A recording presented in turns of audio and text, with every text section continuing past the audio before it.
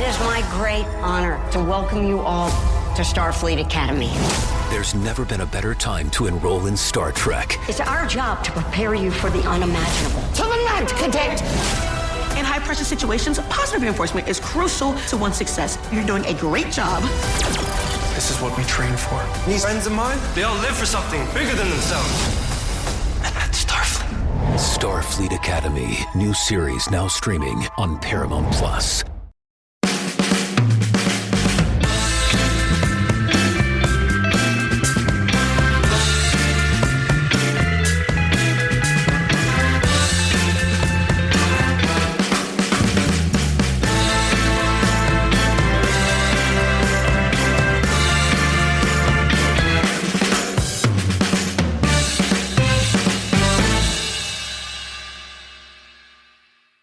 Welcome to No Question About That, talking about Manchester United 1, Arsenal 1, and the protests that happened at the weekend. Real Sociedad to come on Thursday with Daniel today. How's it going, Daniel?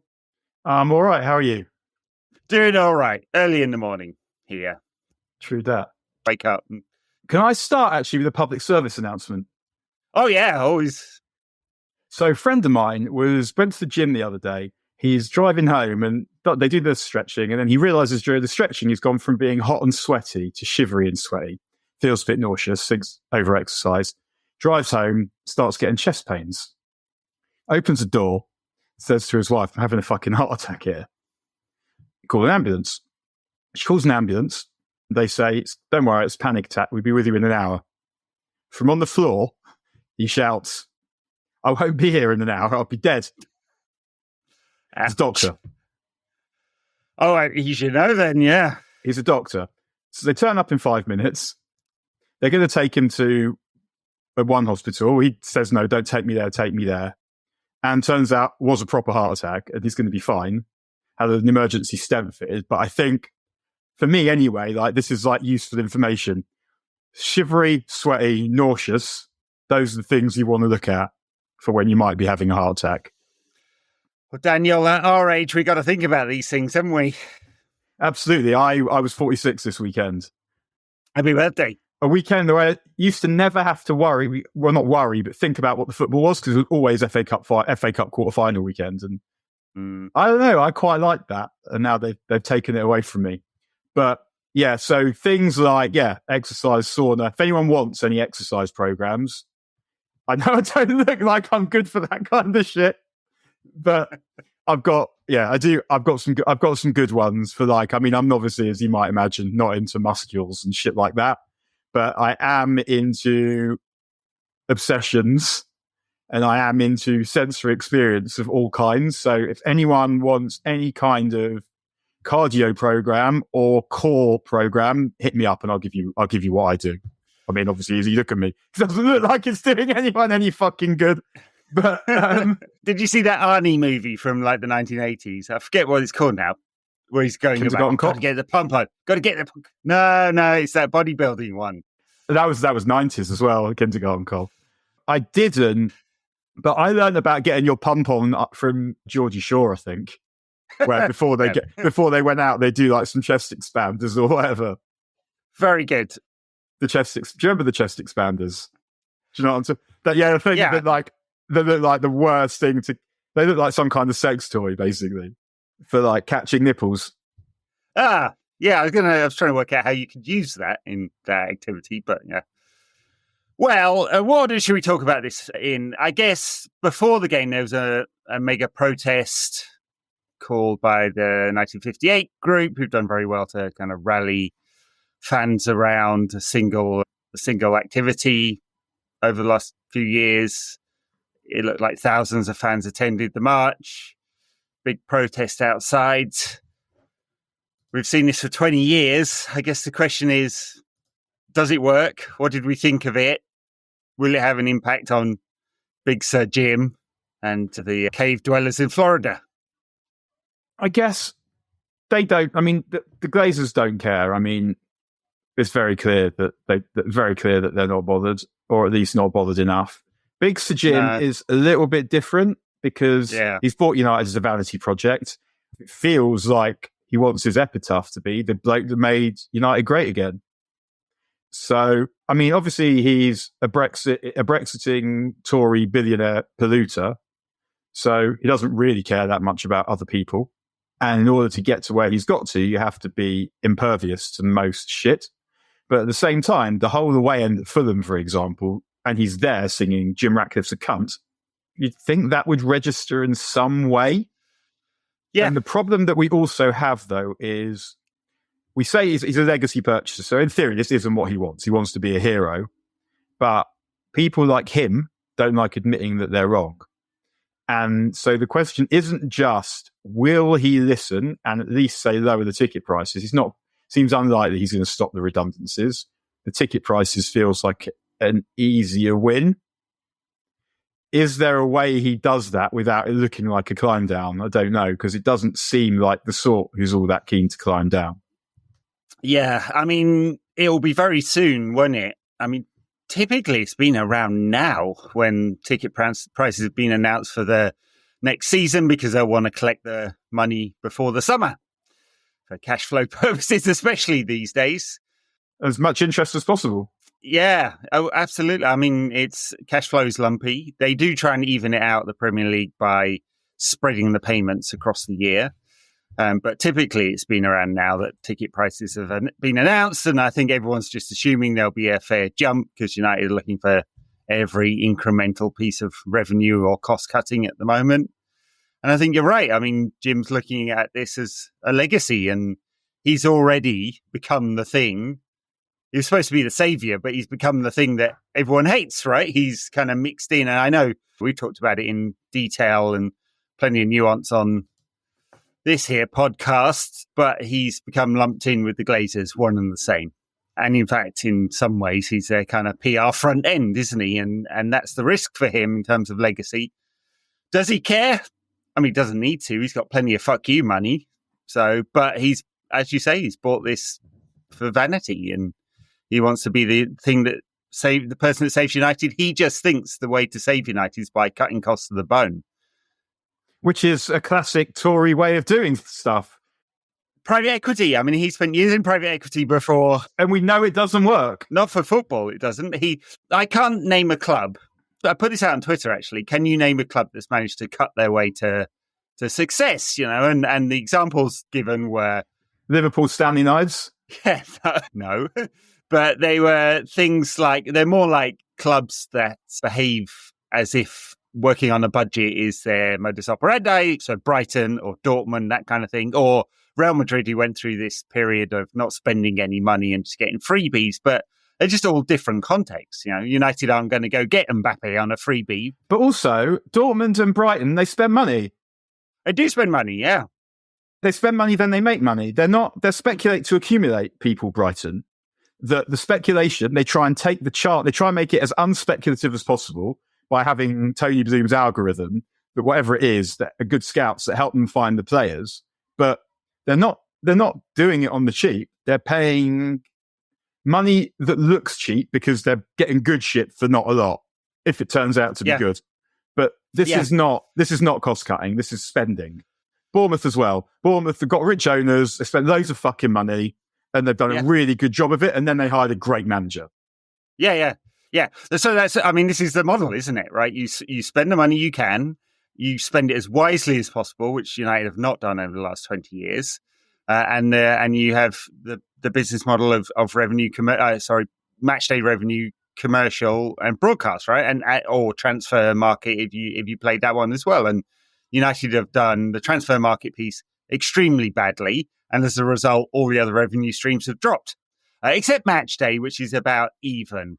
I mean, the UEFA landscape report was out this week, and it gives quite a lot of detail on the revenue models, and United are still one of the highest on match day throughout Europe, but that's because of the size of our stadium and the consistency of the crowds.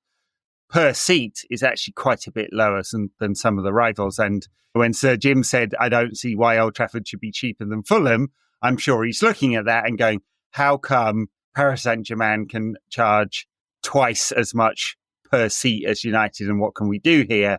And it'll be interesting to see what the split is between sort of general ticketing prices, which they've gone for this season, with the £66 ticket, and executive seats, and whether they try and turn more seats into exec seats or with hospitality and so on and so on and so on. And that will be part of the thinking behind the new stadium as well, because suddenly you can have most of those new seats executive in some way and charge more per seat. And so, and I know it's all kind of bundled into one. When there's a protest, it's about debt, it's about ticketing, it's about management of the club and all of that. But these are the things that the club are bouncing around at the moment. And I mean, it'd be interesting to see. The Glazers in the past have announced things quite late. Didn't they make one of their big announcements about ticket prices after the season had ended? I mean, it's unusual. Presumably it comes because you're waiting for a good moment to do it. And there probably wasn't one.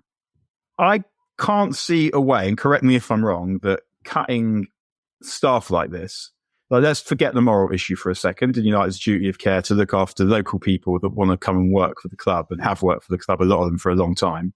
Forget that for a second. Obviously, we're not forgetting that at all. But in terms of just this question, how much actual money to spend on players are United going to have as a consequence of this fucking bullshit? And is there an alternative, say, issuing more share capital or something that then means Ineos or Big Uncle fucking Sir Jim put money in? Yeah, well, two answers to that one. It's going to save all the cost cutting. It's going to save about £50 million a year. And so United's wage budget, which they now don't split out. They did 2 years ago in that UEFA landscape report I mentioned. They split out the wage budget from the overall wage budget, the player wage budget from the overall wage budget. A bunch of clubs complained, and so now they don't do that, but we can make a guesstimate, right? And it looks like United's total wage budget this year will be 180, 190 million or something like that, and they're trying to get that down to 150 million. And they're taking out 50 million of normal people staff costs, right? And other costs through using agencies and so on and so on and so on, right? So it's about 50 million saving a year. It looks like something like that. How much do we have to spend? Well, they guided about 140 million EBITDA. That will not be the case if United aren't in the Champions League. So that's free cash flow, but no Champions League, and our only option is winning the Europa League. We'll go on to that later. Will mean a large reduction in the potential revenue that can be applied. So that's one piece of it.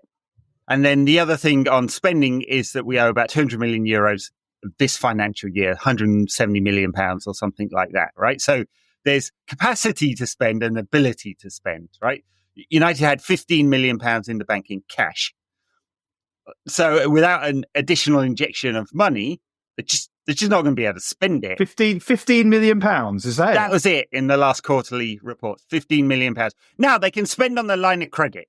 They have this line of credit that they've been using from the Bank of America, which charges a really high interest rate. So interest rates this financial year were about 60 million, 24, 25 of which were the main debt, the Glazer debt that's been there for 20 years. The rest of it was the Bank of America line of credit, which was used to buy players for Eric Ten Hag, right? So it's really expensive. So Jim just can't put more capital in and it be applied for PSR purposes. Now, the other piece he can do, because you asked, could there be some kind of injection? They could swap debt for equity. So, but this would be on the Glazers to decide whether they are willing to sell more shares to Jim, to pay down some of that debt. And owners can do that at any point. And if they turn it into a loan, there's an interest rate applied now. That was that was the big thing that came out of the Manchester City court case. Because then it's just you just loan and there's nothing to stop you from doing it, right? You can just keep loaning if you're richer than God. Exactly. Which is what Abramovich did at Chelsea for a decade, right? He loaned them £1 billion at 0% interest rate and charged himself £1 million to sit in his own seat. Brilliant stuff. Brilliant. So Jim should do that, by the way. Yeah, his seat, £1 million and all the Glazers. So he could do that. They could swap debt for equity. But you couldn't do £1 million for your seat. Could you do that? But that's what Abramovich did. Yeah. But could you do it now if they tighten the rules? I don't know if they've tightened the rules around that one. I mean, it's like incremental stuff. The big one is, could you take £700 million of debt and turn it into equity shares and give Sir Jim another 15% in the club or something like that? Now, you could, but the Glazers have behaved in a way that they just want it in their pockets. they don't want to do that, right? They want as much money in their own pockets as possible. I mean, he put money into things like, he put that £80 million in that was not going into their pockets in the last quarter. That went into infrastructure projects. Carrington, in fact, actually some of it was just operating cash for the company. So he could do that, but they seemed very reluctant to do that. Now, the enterprise value of the company overall reflects the debt anyway. So at some point, that debt, that £700 million, if there's a full takeover, that's going to be reflected in the price that they get anyway, right? So it's not magic money that they're losing. It's just when they want it. So there is stuff, there's a long way of saying there's stuff that Sir Jim could do, but it's mainly on the Glazers to decide at what point. It's not as fun as firing working people, though. No, definitely not. If you're an old Tory like Sir Jim, he probably gets a lot out of firing the minimum wage catering workers. So it probably gets him off at night. That surge of carnal excitement. He can take Viagra or he can fire some catering staff. One of them's going to give him a boner for sure. Anyway, so all of this is rolled into the fan protest. Will it make a difference? I don't know. When fans broke into Old Trafford after the Super League was announced, they got that game against Liverpool cancelled. The Glazer family turned up for a fans forum once and then didn't again. But didn't people get their collars felt for that? I don't know how many people were arrested or prosecuted. I think they did, and I don't seem to recall the club saying, "Do you know what? Leave it." This is Manchester United under Glazer ownership. They don't give a toss, right? And so this is not a cynical way of me saying, "Oh, it's just not worth it." I do think there's the two-pronged strategy of Must being the serious people in the room, trying to have the conversation about the club, even the club treats them with suspicion. The Liverpool supporters, a similar supporters group, do the same with them. I remember reading an interview with them, Spirit Shankly, who said, they treated us like we were the enemy, but over the years we got certain things. So there's that one. And then there's the more kind of militant side of things. You remember the Men in Black? Everyone was dressed in black on Sunday for this one. Broke into Rio's house and had a word with him about his contract and all of that, at which point I do remember that. Like, yes, you've got a very good point, lads. He actually handled that not bad. I think he came out, didn't he? He didn't hide. Yeah, unlike Ed Woodward, who pissed himself over a few fireworks. Although family in the house and all that, I'm not suggesting violence is the answer. So will this two-pronged strategy work? I don't know, but pressure, keeping it in the news. I mean, even just this week, we had Tim Howard claiming on TV that the Glazers spent billions of their own money into the club. I mean, there's just such a lack of knowledge and education in the pundit class and even amongst serious journalists that you've got to keep it in the news and keep this message going, I think. So touch wood, it has some impact.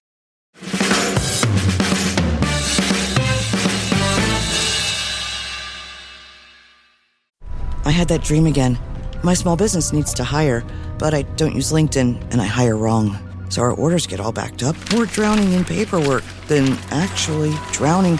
Carol is fighting off sharks with a stapler, and pirates are pillaging the office copier, and then I wake up. Don't let hiring nightmares ruin your dreams. LinkedIn Jobs' new AI assistant goes beyond the resume, using unique insights to deliver a smarter shortlist. Post your job for free at linkedin.com/quality. Start hiring today with LinkedIn. Let's get on to the game.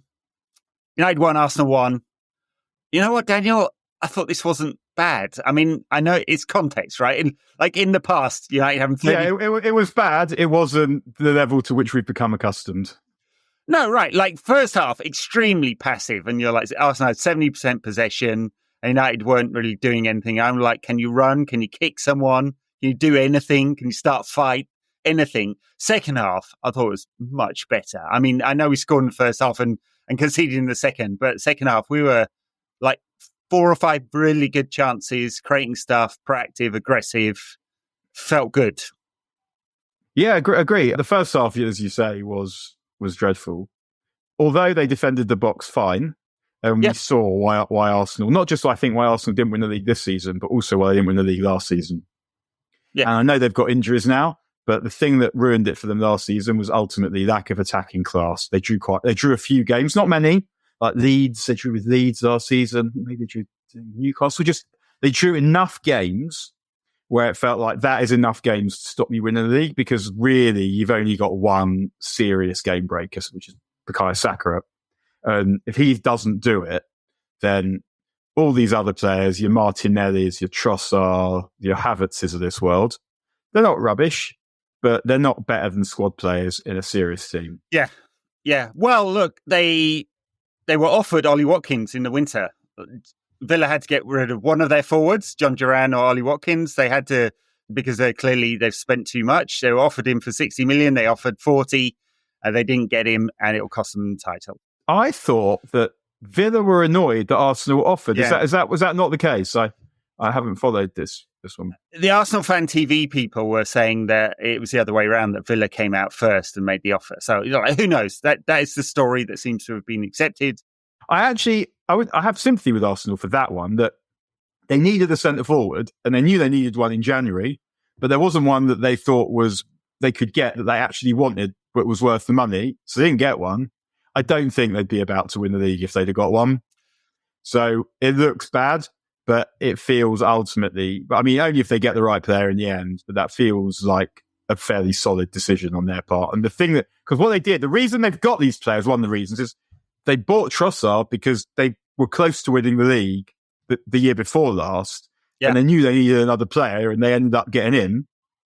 And it wasn't actually, and it was sort of almost what they needed, like a multi-purpose forward who won't get in your strongest team, but if you put him in a team, it'll be okay. And he's, I would say, not quite good enough at that.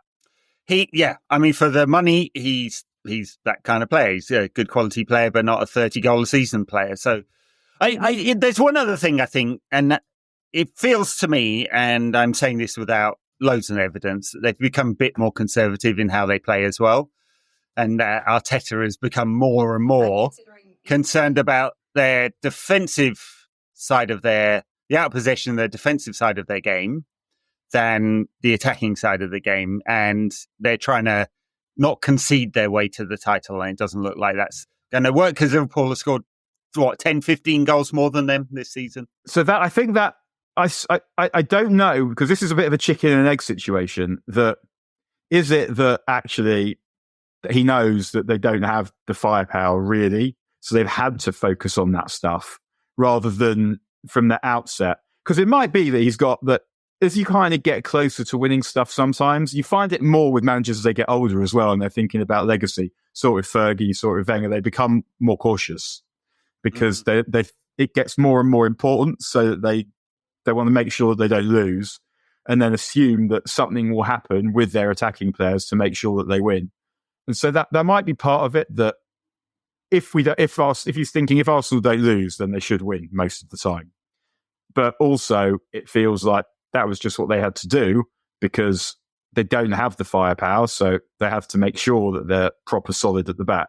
And yeah, they're good at the back. I'm not watching them, and I saw like, people talk about Gabriel in particular, like he is of the level of the best defenders that we've seen in the Premier League era. And I think he's a good player, but I don't see that in him.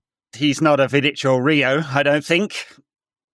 The attacking side of Arsenal's game, where they created a lot of chances and created a lot of shots against United on Sunday, we still out XG'd them on 33% possession or whatever it was. And we don't say that very often, do we? We do not. And the XG on Højlund's shot that didn't happen near the end of the game was 0, of course, because the bloody guy doesn't shoot. Open goal, shoot, but he wouldn't do it. It was. I know. I had some sympathy with him there. That he's obviously got it, and it is a bit of a confidence thing. And he's thought, I must score this, so he's trying to make sure. And it is a really good tackle. It's a really good tackle, but I think a striker who anticipates the tackle coming in takes it away to his left foot, his stronger foot, rather than the other way. His lack of anticipation of the tackle, as much as the brilliant tackle that ruined that one. But the point is, United create some good chances here. But for David Raya saving Mazraoui's shot and the header, De Ligt's header near the end, and a couple of others, Arsenal may well have lost this game. And in the end, they needed it much more than we do. And we're not going down, and the best we're going to finish is 11th or something like that. We have a really strong finish to the season, so they needed it. We didn't, and they shat the bed in the end. I thought, actually, and I know he didn't play that long, but I sort of felt like Højlund was a little bit better in this game in the time that he was on the pitch. Maybe, yeah, I don't know. I'm not seeing a lot. What's he doing with his hair, by the way? Yeah. What are they all doing with their hair? Is he doing like a sort of, he's trying to get an Anthony Gordon almost, where he looks like Joey Boswell? I don't know. Check out Bread, younger listeners. Yeah, I know what you're talking about, but yeah. I know you know. I'm of the age. The theme tune that the Beach Boys wish they'd written. Yeah. I feel sorry for the guy. I mean, in a way, he was asked to step up to a level he's not ready for. And we've seen glimpses, haven't we? I mean, he had that burst last season where he scored, 6 in 6 or 7 in 7, something like that. But apart from that, it's been really, really sparse. And this is 19 games without a goal now. Might even be more than that now. I think that might be 20 now. Yeah. And Josh Zirkzee has got, 1 or 2 in that time as well. He offers something, but it doesn't look like a striker to me. He was back at number 9 in this game. Garnacho is probably our best attacking player. I mean, constantly running and moving. They all had some moments. Like there was the Zirkzee flick. There was some passes. I mean, he has improved. We can't say he's not improved, Zirkzee, over the last few times as he's played regularly and got used to the pace of it. And it's not me saying that I think he's good enough. He probably isn't, but he's not useless. There's some qualities there. I just don't know. He's definitely not a number 9. He's just not going to score enough goals. Even the one he scores in midweek, I mean, a semi-competent goalkeeper saves that. Well, it's right in the middle. It's literally in the middle of the goal. And he's managed to go away from it on purpose first.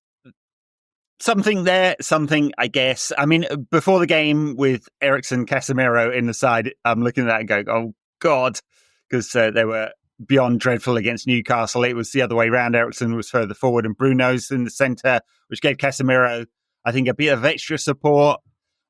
Amorim said after the game, this is the kind of game Casemiro's good in. The low block, he said, we won't always play in a low block. I know fans don't want that. But to me, that suggested that he's like being a bit more flexible. I mean, we've had a few games where he's done this against the better sides, City, Liverpool, Arsenal in the Cup, Arsenal in the League. We've done this, and clearly, I mean, that's how he beat City in the Champions League as well. They scored 4 goals on about 1 XG and 20% possession in that game. So he's prepared to be sort of flexible around his system when he needs to be. He changed it around a bit in this game. He spotted that Casemiro is good where there's not a lot of space, and same with most of our defenders. I guess Lenny Yoro being the exception, who is prepared to defend in big spaces and was all right until he had to go off. Yet another injury. I think that's 9 we've got now.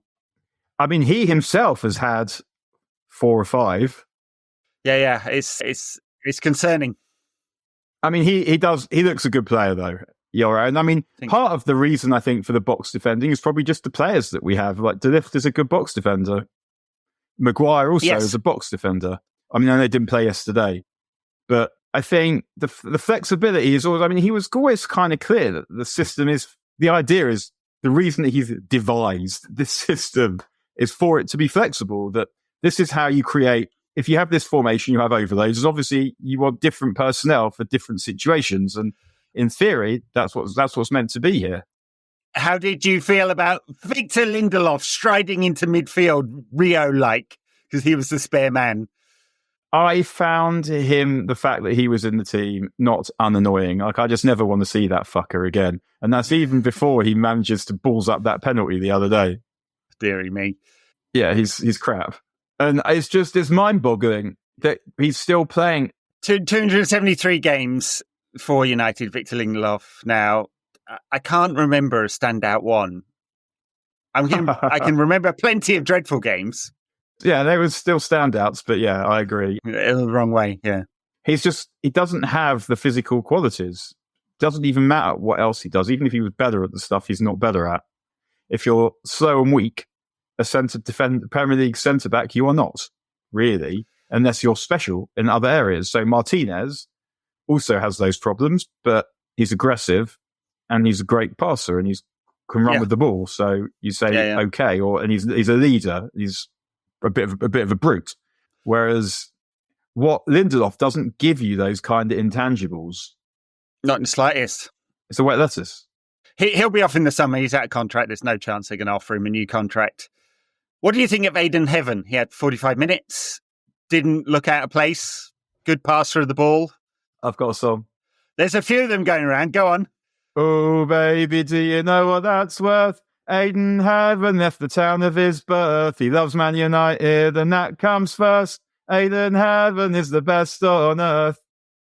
When you were 14, Daniel, did you think Belinda Carlisle was hot? Go on, admit it. Admit it. Was I 14? It was a little bit. I remember I had Now 20, I think, had Live Your Life, Be Free on it. Okay. Yeah, I mean, I mean, I was like, who was the other ginger who was around that time? Tina Hobley, who was a barmaid in Corrie. Right. And what's her name? Isla Fisher. Isla Fisher. She's a bit old, more recent times, right? But yeah, she was. Do you think if you get 10,000, lads from Salford singing Belinda Carlisle and the Stretford End? We got them singing Agadoo. That's true. That comes from my little group. Good luck spreading that one, Daniel. We'll see if it happens. And then you see, have a look, the song that Celtic had for Scott Sinclair. And you see them sing that one. It's to Abracadabra, not Abracadabra, the lyrical I can't remember the name of the song. Scotty Sinclair, he is fucking magic, lyrical Yeah, it's quite complex, that one. So I think it possible. That's what I would say. I think it possible. I think he needs a few more games before he gets a proper song, though, doesn't he? I mean, he's got to prove that he can play. But his name's fucking Ayden Heaven. What can you do? The puns are there. Ayden Heaven. There's that what Ayden Heaven. Is that Fred Astaire? Yeah. Ella Fitzgerald's, I think that one might be. When we're off together, dancing cheek to cheek. So, Ayden Heaven. It looks very good so far. What I liked about him that I found reminiscent of Rio is that he's really wide shoulder to shoulder. And that makes it quite difficult to kind of get around and across him. And I mean, we saw that he's confident on the ball. He's left-footed, which is nice. He can defend the space. He's fast. He's tall. He can challenge. He's good in the air. Like you can see that all the natural materials seem to be in place for him to play in that left centre-back position. That we haven't seen whether he can pass through the line so much or the long passes, but given he's come through the system at Arsenal, and just that's how people play football nowadays, he probably can pass. And he used to play in the field as well. He did, yeah. I think it's probably a good part of his game from what I hear of all the reporting. And Amorim was very sort of effusive in his praise afterwards, which is not really him, but he said, yeah, we think we've got a real player here. Arsenal fans online, I don't know what to make of this because the sample size and stuff, they were a bit like he's rubbish. Maybe they're just feeling a bit bitter about it since they're our feeder club. I know that they were much more vexed to lose Obi than Heaven. Yeah. I think I've probably, and that's what we've seen, probably been more impressed with Heaven actually than Obi, which isn't to say I don't think Obi will be good. He's a couple of years older as well. But also, it's probably not a coincidence that they've signed both of them. Surely, and I think Obi, when he signed, said something like Agent Obi on Insta or whatever. Right, yeah. But they will at least have said, do you think this guy that marked you in training every day has any use? Yeah. That is a conversation that must surely have happened. And he must surely have said yes. Which isn't like the long and short of it, because who's the best player Obi's ever played against? Until, I mean, probably fucking Calvin Bassey now, but until then, he wasn't. Yeah. So we have to contextualize this made up conversation that I've just made. This conversation that I've just made up. Very Richard Keys, that is, isn't it? Oh, it's Andy Gray. Andy Gray, that's it. Someone or other did a great compilation of Andy Gray talking to himself and imagining conversations. And he said, "God, stick that one away, son." And he said, "Oh, thank you very much. Don't mind if I do." And he said, "Yeah, like that kind of stuff." It feels he has the look, I would say, of a good player. Yeah. That he's someone you can tell by the way he plays that he thinks he's good, and that is part of it. What do you think? Yeah, I think there's a lot to like about him. I mean, we've seen him for 45 minutes and 10, 15, 20 minutes the other day. I forget how long it was. And initial first impressions are good. We've had quite a few players down the years that look good. I mean, Axel Tuanzebe looked brilliant against Kylian Mbappe in the Champions League. Cameron Borthwick-Jackson and Van Gaal. Oh, gosh, I remember he was so thin, him. Tyler Blackett. Well, Cameron Borthwick-Jackson was the guy who just sat there chilled while West Ham fans were trying to destroy United's bus. And he was just like, yeah, couldn't give a fuck. Yeah, call this man on the bus. I mean, we've had a few players over the years that look good. I think he's from Bradford, isn't he, like Darnish? I mean, what Van Gaal would play, Van Gaal would just play any of these young players, and it just didn't matter how shit they were. Like Paddy McNair. There was that back three at Arsenal that had Paddy McNair, Tyler Blackett, and I can't remember who the third centre-back was. Maybe Smalling. When we win at Arsenal, we were was it 2-1 we win at Arsenal in that first year of Van Gaal, and he gets rid of Michael Keane. Mm-hmm. He has a choice between Michael Keane and Blackett, and I mean Keane's not a United player, but having had him having been around this period would have been better probably than not being around. Definitely better than Blackett. Where is Blackett now? I mean, who even knows? I think did he go to MLS? He played at Reading and then went to MLS, something like that. I totally forget. I may be making that up. I think there's a fair amount to like about Ayden Heaven. He's obviously got to play more games than this for us to make a proper judgment. But it says something back to our original conversation about the money, about United's strategy. So we've got Obi, Ayden Heaven, Kone, all like £1 million each around about. Actually, Obi was less, Ayden Heaven a little bit more. They are going to focus on younger players with high potential and lower risk in order to try and get themselves out of this PSR problem for the next 2 years. And if they can pick up the right guys, great. It's a hell of a risk, of course, if you're starting to integrate them into the team, that they just won't perform every week. There's the left back, Diego Leon, as well, who's coming in the summer, fits into the same category. The bench yesterday, I mean, this is partly down to a lot of injuries, was full of youngsters. No, will it work? I don't know. Can it be worse than the current pile of crap that we've had this season? Probably not. Could it be worse than this? Not sure it could be. Yeah, one of the ways of making this period not unbearable is that. And obviously the risk is that you play players that aren't good enough, that weren't ever going to be good enough, and that will make things worse. Or the players that might be good enough, but chucking them into this shit show will make them less good forever or for a while. But these players, they look like Heaven looks ready. I don't know what to say. It was only one game, but it was in a rear guard against a team with good players. He looked ready. And the other times he's come on, he hasn't had too much to do, but again, he's looked okay. And the first question is, do we even have options but to play him in the next game? Not really. I mean, Harry Maguire, it looks like he's not out for too long. Yoro, they said he might be ready for Real Sociedad on Thursday, so that's good. Martinez, did he say he's out for the season? He's out for the season, yeah. He's out for the season.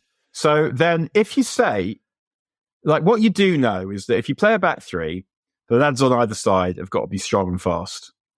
And we know that Yoro and Heaven both are. Yeah. Now, whether they're good enough defenders, whether the temperament is there, we sort of know that Yoro has a good temperament. We see that is or at least he's had one previously. But if they have those physical capabilities, are they both good on the ball? Yes. Are they mentally the right kind? Apparently so. So really, it comes down to sort of more matters of defensive nous at this point, because the other stuff appears to be there. And they are both young forward defenders. Yeah. Yoro had that really difficult game against Southampton, didn't he, where they doubled up on him. But I think he's responded really well to that. He's had a few good games in a row now.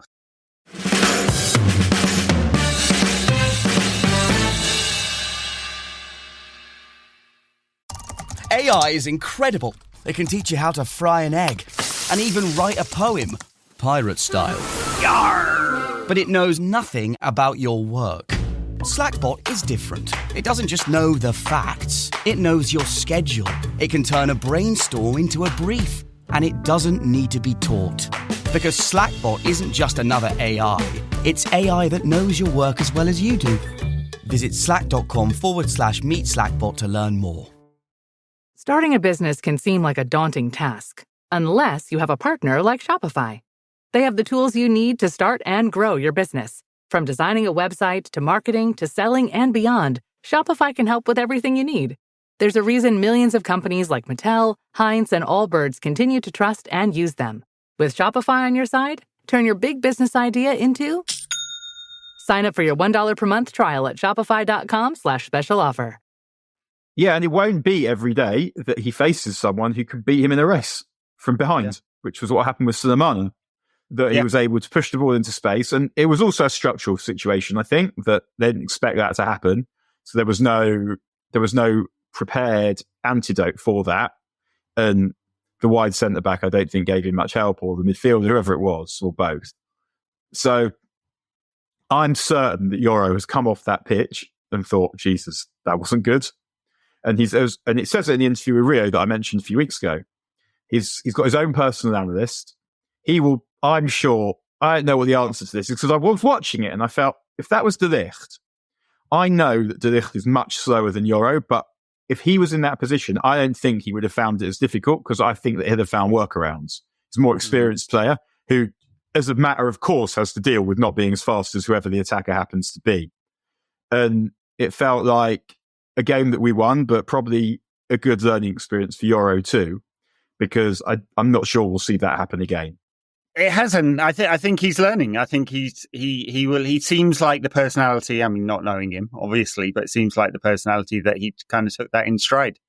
He hasn't shrunk from the task in the last few games. He responded well. So, can we talk about someone who's absolutely rubbish, and that if we binned him off, United would instantly be superior on the pitch, and that's Bruno Fernandes, who's contributed absolutely nothing. Shit. He's so bad. What?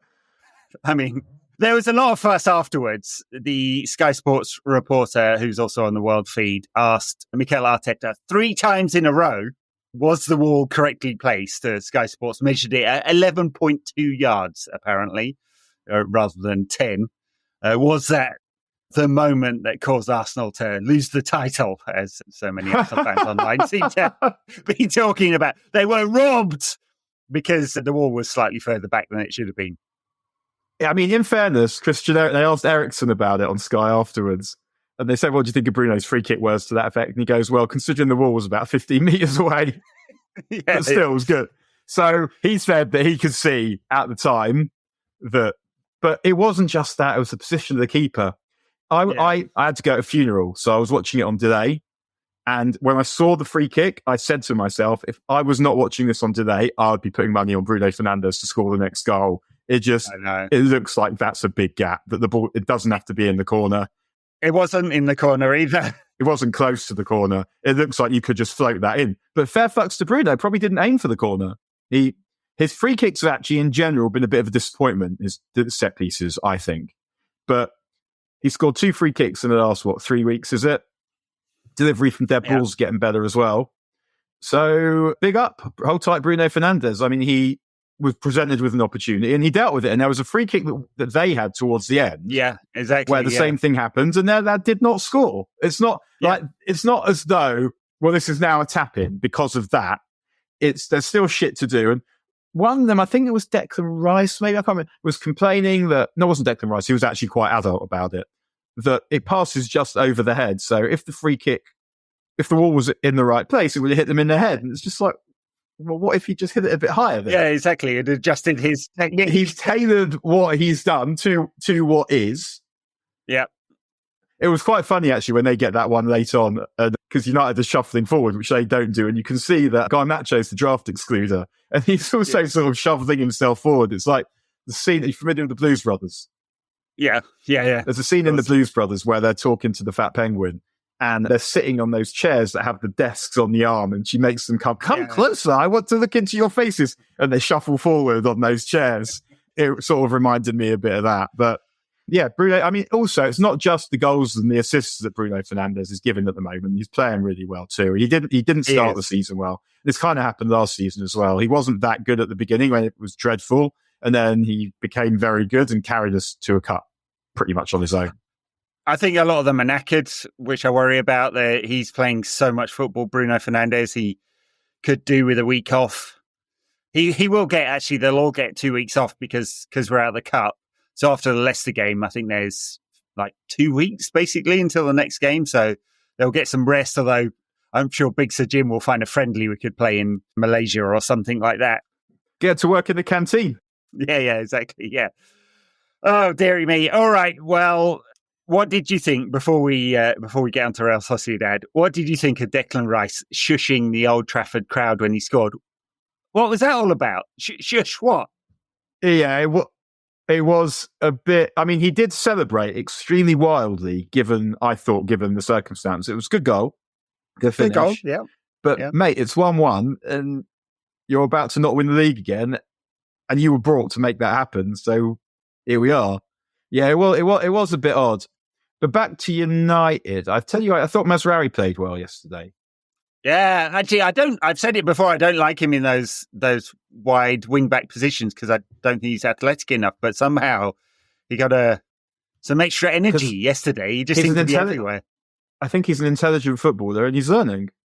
Yeah, he's learning how to play that role in this system, and he's not just fucking turning up and playing the same game every time like Diogo Dalot, who was brilliantly dreadful yesterday. Like the ball that he runs into touch, Fellaini against Bayern style, was good. God, yeah. And the cross that he thwacks somewhere towards Selhurst Park. Mind you, he did put in a great cross for Mazraoui, didn't he? Earlier in the game, before that.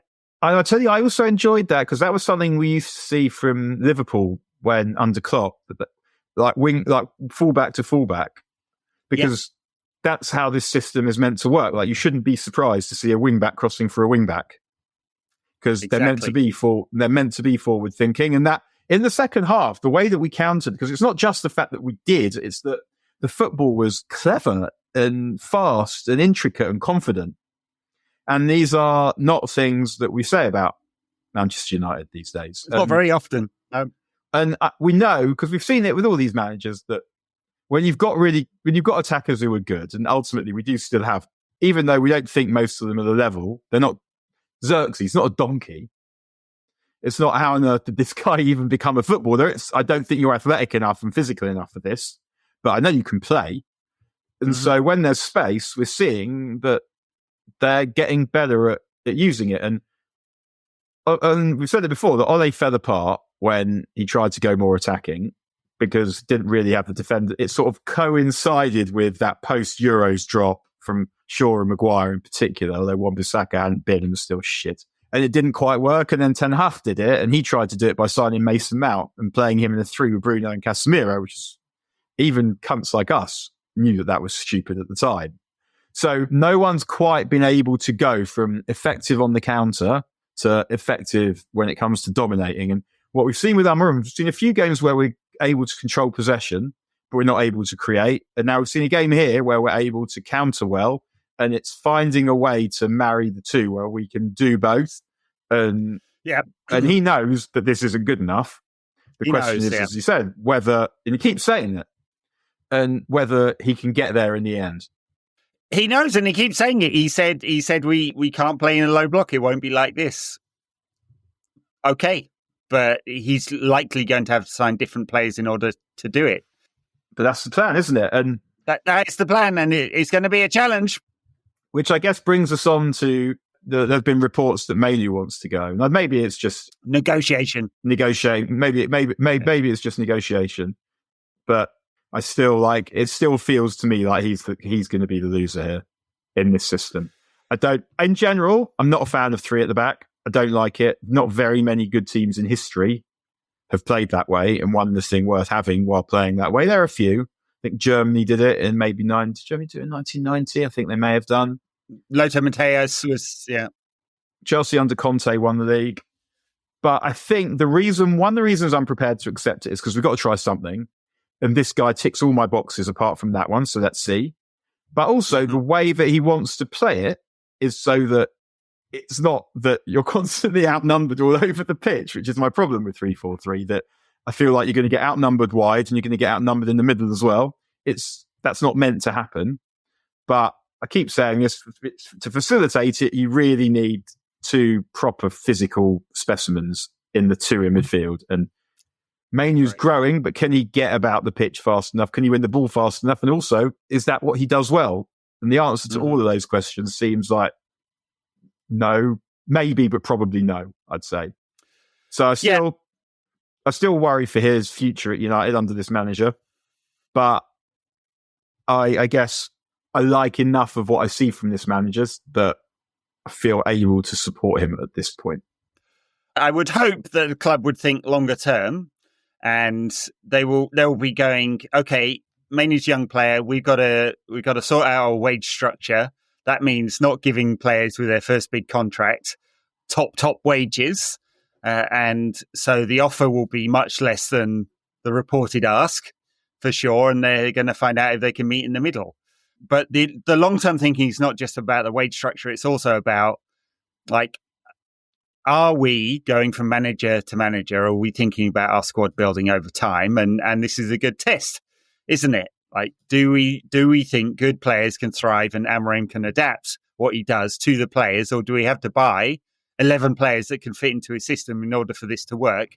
Because that worries me, that we do that and then it doesn't work out with him for whatever reason, and in 2 years' time we're buying another 11 players for a manager who has a completely different system, and that's obviously the concern, and the one that Wilcox, who's now effectively the director of football, really has to focus on, and Vivell on the recruitment side. Like, can they bring in players who are multifunctional, but also with Mainu, multifunctional player, can you find a place for him in the squad at the right kind of price? Part of the thinking around buying players is going to be United's place or not place in the Champions League, which makes a home tie against Real Sociedad quite important. Pick that segue out, dickheads. Oh, yeah. That is Bruno into the top corner for a segue. Oh. And I know it's ridiculous. It is ridiculous and hyperbolic, but basically every game in the Europa League until we win in Bilbao in May is a £100 million game. So United should beat Real Sociedad. They were crap, honestly. I mean, United weren't brilliant away, but they're not a particularly good side. We should beat them at Old Trafford. It's just winning at Old Trafford is quite a problem these days. Yeah, I was quite surprised by how fucking wank they were, I must say. At least I thought they'd get after us. Like, start the game and get after us, because it's known that we don't start well. Confidence is low, crowd at home. And actually, it just totally wasn't like that. I couldn't believe how shit they were. Really bad. They were missing Zubimendi. Is he going to be back? Obviously there, but I think so, yeah. Zubi means Willie in Hebrew, incidentally. Nice. Great. Yeah. Awesome. Well, that's kind of every time I think about it, I'm like, oh, Cotton Mendy. Well, you get a football podcast and Duolingo on this one. Good stuff. The neediest app in the world, like constantly. My daughter's doing it, and they're just constantly battering you for interaction and to be noticed. Yeah, it's fully gamified, isn't it? So my son's doing Spanish at the moment, and it's like, yeah, constantly ping, ping, ping. Yeah, I guess that's what the kids need. What do we think is going to happen this one? Yeah, I'd have to win, but we've got 120 minutes to win this game. Away goals don't mean anything. 120 minutes to win the game. Surely we can put this lot away. You would think. I mean, someone pointed out to me this morning that, I think he listens, so thank you for this league. Pointed out that we've got 7 games? No, 6 games from here to win the Europa. There's not a chance that Onana's not going to fuck us in one of them. Oh, man. And now I feel quite relaxed about it, actually. Like, initially I thought, oh, you fucking arsehole.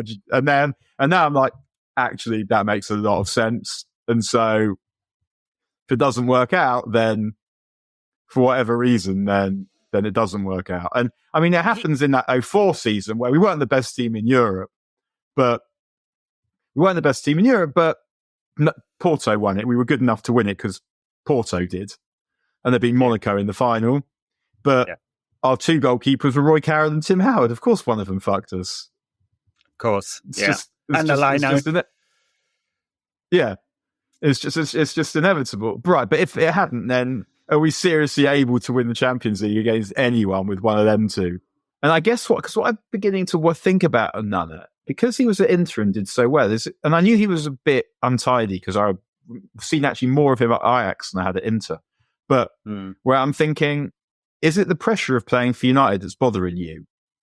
And that's why we're seeing these insane errors that if he made as many errors for Inter that he made for us, he would not be with us. He wouldn't be in the side.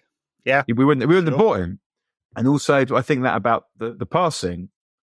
And if it is that, then the more serious it gets in the Europa, the more likely he is to jigger us. He palmed one into the centre. He did his usual thing of making a save right into the centre against Arsenal as well, which didn't result in a goal. But yeah, I was looking at that going, oh, Christ, again. Yeah, he's going to save up that error until the 93rd minute, and we were playing Lazio in the final or whatever, and yeah, he'll palm one right into the path of someone to put one in, and that'll screw us. Like, while Dave is having a worldie of a season at Fiorentina at the moment. So yeah, I mean, it does feel like at some point in 6 games that might happen, but I mean, we should beat Sociedad. I mean, they're fucking rubbish. Yeah. But so are we. They are one game at a time. We are rubbish, but they are rubbisher, and we're at home. All right, I guess we leave it there. Fan protests, draw against Arsenal, which felt pretty positive. £100 million game on Thursday. Top stuff, Daniel. Oh, chorus.